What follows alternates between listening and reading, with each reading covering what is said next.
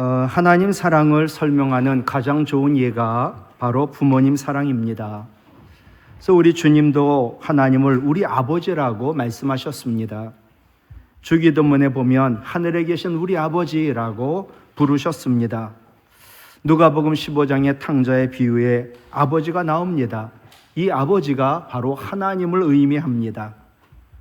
이 아버지가 그랬죠. 둘째 아들 집 나갔는데 아들 집 나갔어도 그가 허랑방탕했어도 기대를 저버렸어도 날마다 낮이면 언덕배기에 올라 동네에 들어오는 길목을 바라보며 이제나 저제나 집 나간 아들 돌아오나 바라보는 그 아버지, 그분 내 하나님. 밤이면 늦게라도 아들이 돌아올까 봐 문도 잠그지 못하고 바람만 불어도 혹시 아들이 왔나 잠에 깨는 그 아버지, 우리 하나님.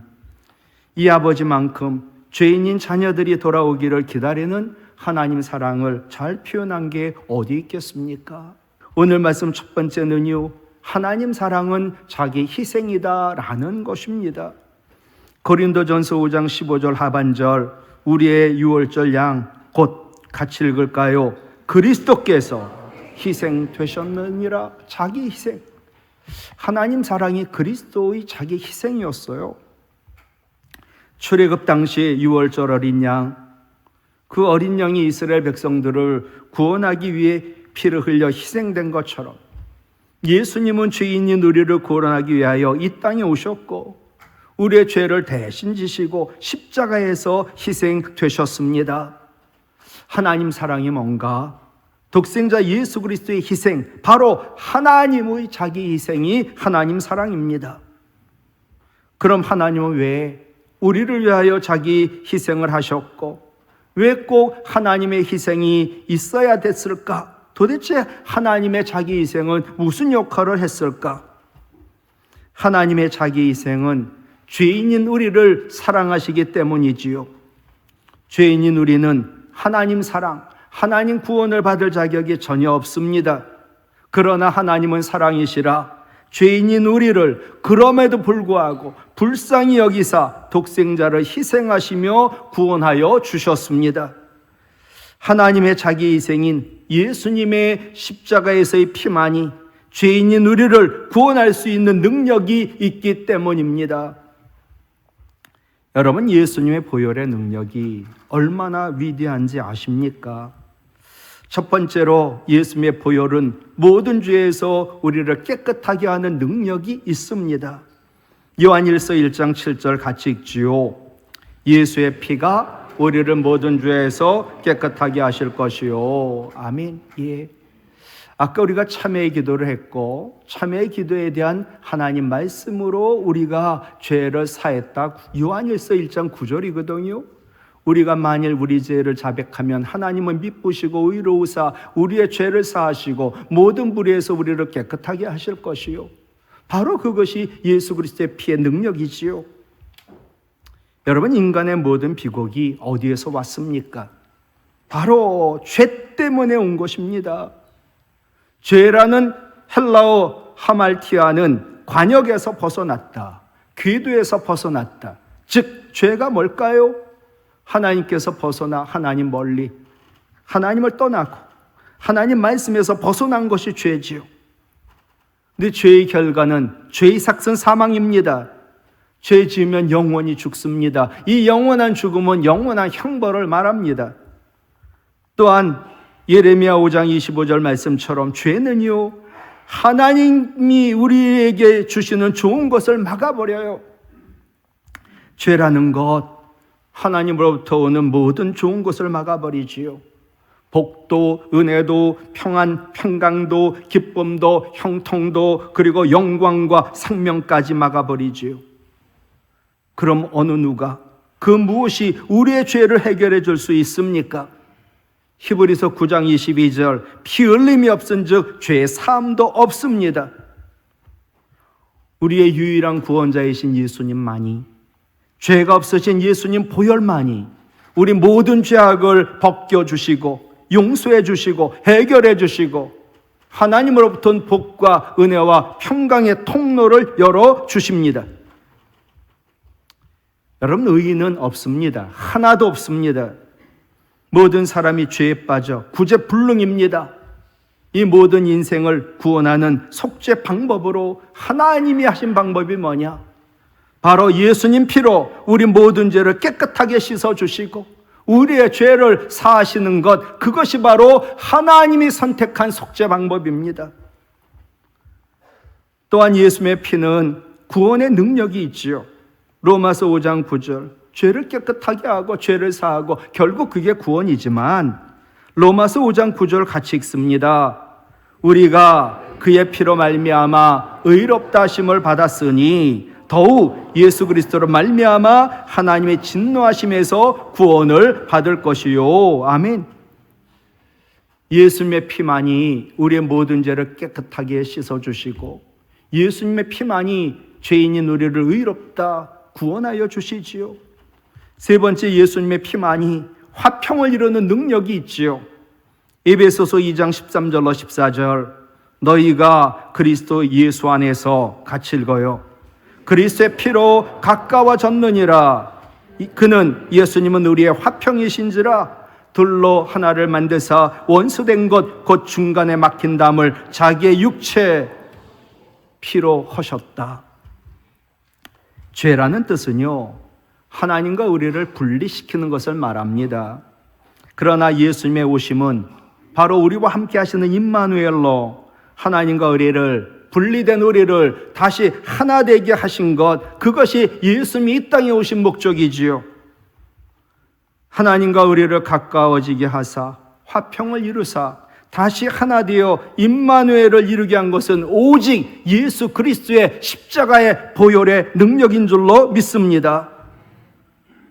오늘도 예수 그리스도의 보혈이 예배 가운데, 우리 가운데 흐르고 있어요. 그러니 우리는 화평해야지요. 화평이 뭔지 압니까? 멀어져 가지고 안 좋은 감정을 가졌는데 그게 풀어져 가지고 가까워지는 겁니다. 혹시라도 집에서 다투고 왔어요. 각자 따로 예배를 드려요. 야, 이 말씀은 우리 남편이 들어서 회개해야지. 이건 우리 아내, 우리 적이 들어야지. 아닙니다. 적이 들을 얘기가 아니라 바로 내가 들어야 될 하나님 말씀인 줄로 믿습니다. 예배드리고 화평하셔야 돼요. 만약에 화평하지 않으면 여러분의 예배는 하나님 받지 않은 거예요. 가인의 예배처럼 실패의 예배죠. 예수님의 보혈의 의지에 오늘도 예배를 드립니다. 예배드린 우리들 하나님과 화평하게 되고 우리가 서로 화평하게 되고 서로 달라도 이제 잘 소통하게 되고 다 다르나 다양성 속에서 일치가 되는 것, 그것이 바로 예수 그리스도의 보혈의 능력에 힘입어 예배드린 자의 모습이지요. 화평한 곳에는 소통이 있습니다.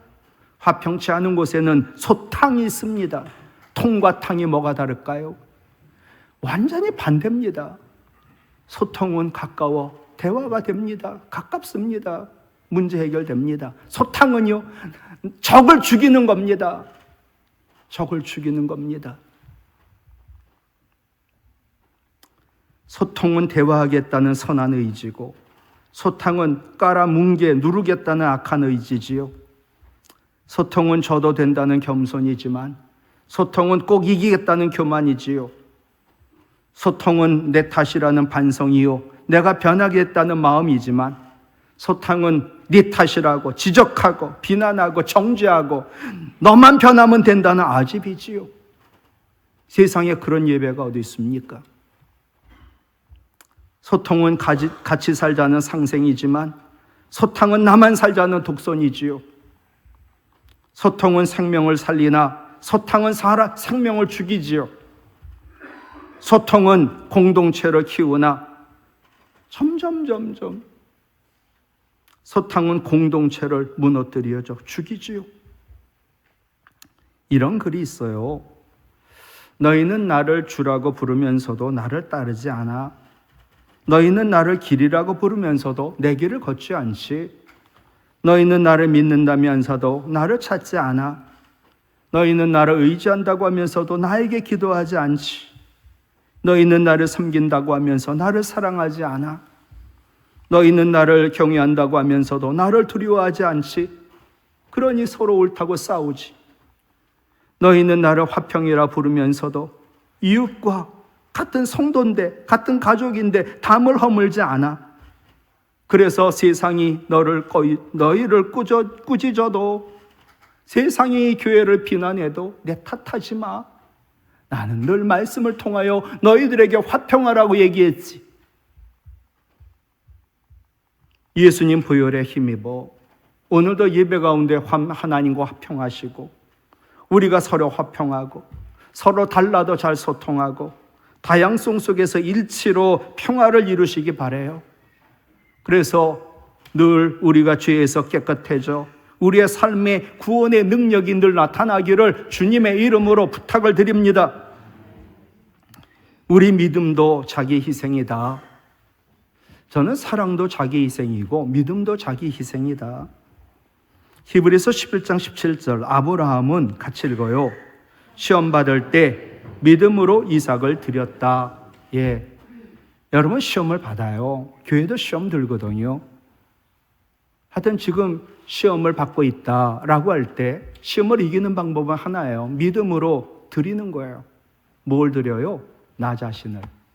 믿음으로 자기 희생이 되면 문제 해결되고 시험을 이길 수가 있습니다. 아브라함이 받은 시험이 창세기 22장이지요. 창세기 22장 1절, 하나님이 아브라함을 시험하려고 아브라함을 불렀습니다. 아브라함 하시니 아브라함이 이르되 내가 여기 있다고. 여기서 시험이라는 히브리어 니사는 훈련이란 뜻이거든요. 유혹이 아닙니다. 마귀가 하는 시험은 유혹입니다. 죄에 빠뜨리려고. 그러나 우리 하나님의 시험은 훈련이에요. 지금 아브라함 하나님으로부터 훈련으로서의 시험을 받고 있는 거지요. 하나님의 아브라함을 시험한 최고의 시련이 뭘까? 사랑하는 독자 이삭을 바치라는 거예요. 너무나 순종하기 어려운 말씀. 그 이유가 있죠. 이삭은 하나님 약속으로 99세에 주신 100세에 낳은 아들, 세상이 약속하고 다시 가져간다고?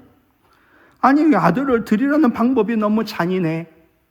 아이를 칼로 죽여 각을 뜨고 완전히 태워 죽이란 말이야. 그것만이 아니야. 하나님 가장 싫어하는 우상에게 자식을, 여러분 모든 옛날에 그 우상 숭배를 보세요. 아이를, 여자를 그냥 산채로 갖다 죽여 바치거든요. 우리 하나님 어떻게 그럴 수 있어? 가장 싫어하는 우상에게 자식을, 생명을 제물로 바치는 행위를 어떻게 나에게 요구할 수 있어? 하나님의 선하심과 맞지 않아. 그러니 나는 이 말씀에 순종하지 않아도 돼. 그랬을지 몰라요. 순종하기 너무 어려웠어요.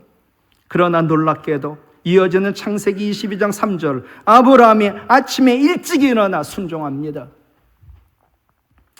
이해가 되지 않는 하나님 말씀을 받은 아브라함. 그러나 그의 믿음은 이해를, 합리성을, 설득력을 뛰어넘습니다. 고민할 겨를이 없습니다. 아침에 일찍 일어나 이삭 데리고 길 떠납니다. 그럼 아브라함이 어떤 믿음으로 이 어려운 말씀을 순종할 수 있었을까? 이어지는 히브리서 11장 19절, 그가 하나님이 능히, 같이 읽어요, 이삭을 죽은 자 가운데서 다시 살리실 줄로 생각한지라 믿었다는 거예요. 비유컨대 그를 죽은 자 가운데서 도로 받은 것이니라. 왜? 아브라함의 믿음의 근거는 내 경험, 내 생각이 아니에요. 아브라함의 믿음의 근거는 당연하죠. 믿음의 주요 온전케 하시는 우리 주님 하나님께 두었지요. 여러분, 믿음의 기준은요, 내 생각, 내 경험, 내 판단, 내 결정이 아니에요. 다 내려놓으셔야 돼요. 믿음의 기준은 오직 하나, 하나님의 성품과 능력이지요. 이삭을 드려도 하나님 이삭을 살리실 거야. 내가 내려놓아도 하나님이 잘 되게 하실 거야. 하나님 믿기만 하면 순종하기 어려운 말씀에도 순종할 수가 있지요.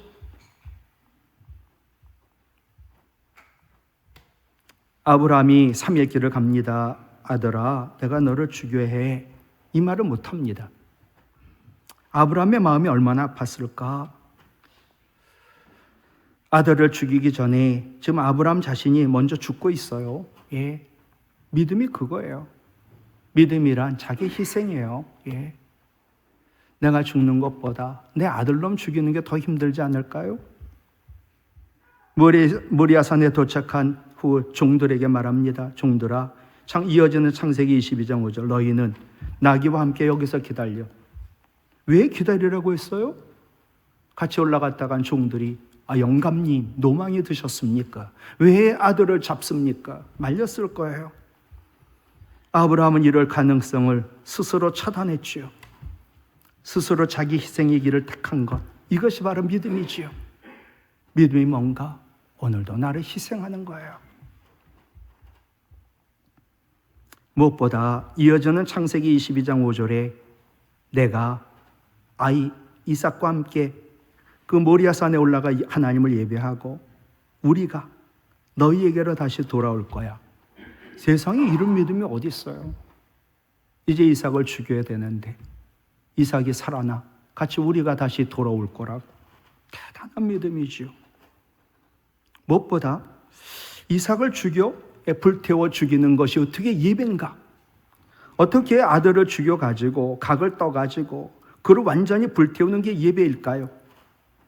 예배에 대한 정의를 이렇게 내리고 싶어요. 예배란 뭐냐?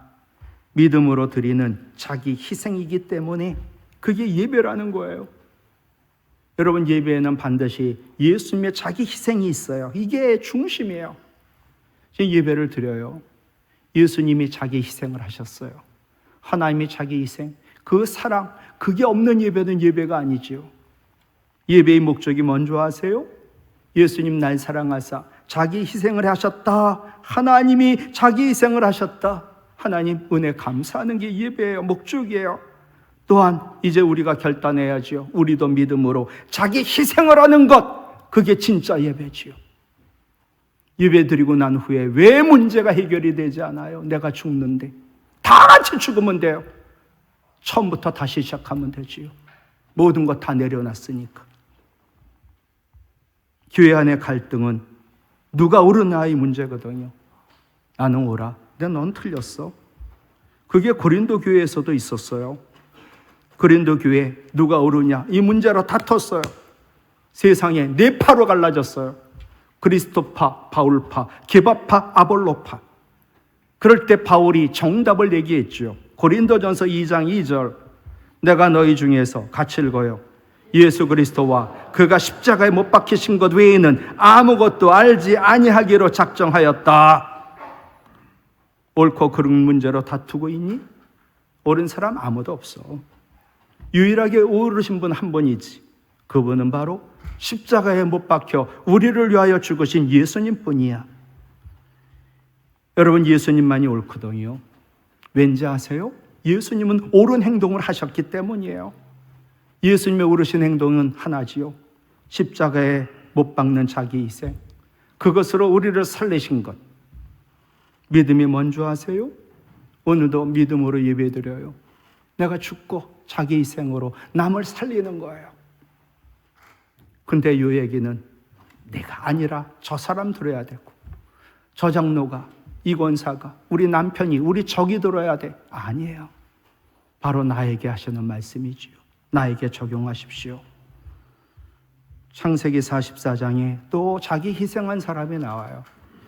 바로 믿음의 사람, 야곱의 네 번째 아들 유다예요.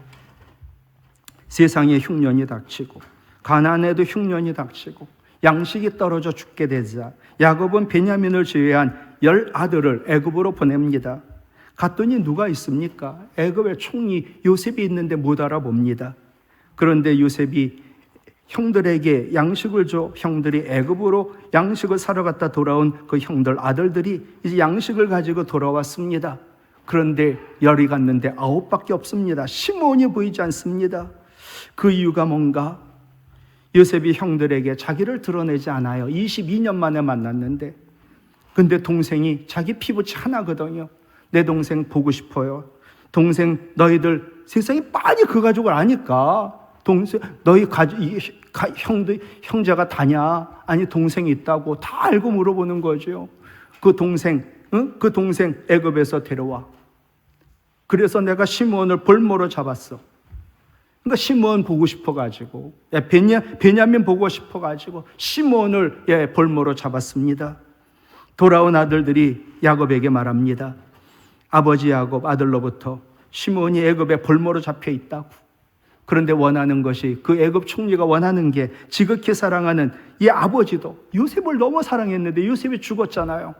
그러니 요셉의 동생, 같은 피를 나눈 아이 베냐민을 너무나 사랑해요. 근데 그 아이를 애굽으로 데려간대요. 애굽 총리에게 보여준대요. 절대로 못한다라고 막습니다. 그럴 때 누가 앞에 나선 줄 압니까? 바로 유다입니다. 유다. 넷째 아들 유다. 창세기 44장 14절 성경이에요. 유다라고 해서 앞에 나온 건 지금 여기에요. 유다와 그의 형제들이 요셉의 집에 이르렀다. 벌써 유다가 앞장서는 거예요. 유다가 말합니다. 총리요, 내가 그 아버지한테도 얘기하고 총리한테도 얘기하고 베냐민 대신 자기 희생하겠다고, 내가 죽겠다고. 여러분, 자기 희생으로 말미암아 유다가 얼마나 많은 복을 받은지 아세요? 첫째, 깨어진 관계가 회복이 됐지요. 베냐민과 아버지와 가족을 위해 자기 희생한 유다, 그로 인하여 깨어졌던 관계가 완전히 회복이 되어 그 가정은 건강하고 행복하고 자선만대까지 복을 누리는 가문이 되었지요. 그런데 이 유다가 예수님 모형인 거 아시나요? 유다는 예수님 모형. 결국 예수님 깨어진 관계를 회복하려고 십자가에서 자기 희생을 하신 결과 우리가 세상에 하나님과 깨어진 관계가 회복이 되었단 말이에요. 이게 가장 큰 복이에요. 가장 큰 복. 그것만입니까? 복을 불러옵니다. 복을 막 불러오는 거예요. 아버지 야곱 죽기 전 자녀들 하나하나 축복합니다. 이때 유다는 다른 자녀들과 달리 엄청난 축복을 받습니다. 내용은 이래요. 유다, 왕의 주의봉이 유다 너를 떠나지 않을 거야. 통치자의 주의봉이 너희 자손 만대까지 이를 거야. 가장 위대한 분 예수님이 너희 후손에서 태어날 거야. 그분은 만민이 그분 앞에 복종할 거야. 야곱이 축복한 것처럼 자기 희생을 한 유다, 그 유다 족속은 가장 빛이 나는 족속이 되었고, 다윗도 솔로몬도 유다 집하고 무엇보다 예수님이 유다의 후손으로 태어나셨지요. 여러분, 유대인 말하잖아요. 유다의 이름을 딴 거거든요. 유다 한 사람으로 말미암아 그의 후손들이 엄청난 복을 받았습니다. 이것을 우리는 자기 희생의 복이라고 말합니다. 말씀을 마칠게요. 예배드렸더니 어느 분이 은혜 받았대요. 그래서 왜요? 했더니 내가 할 말을 우리 척들에게 대신해줘서 감사하다고.